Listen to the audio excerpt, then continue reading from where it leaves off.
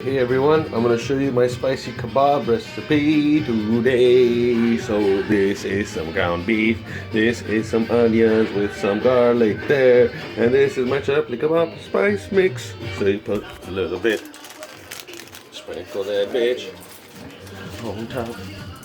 Oh, what am I doing?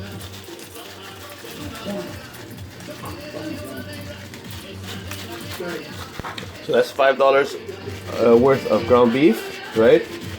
So I'm putting a little less than half of this bag in here.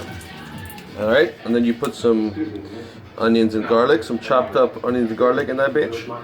You fry that bitch, and you can either eat it with rice as a kebab, or you can make it into a burger.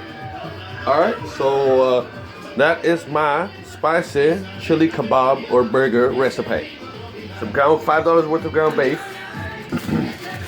You put some of this in there, some chili kebab spice mix. You put 1 onion and half a clove of garlic, and you fry that bitch. And that's about it. So have a good night.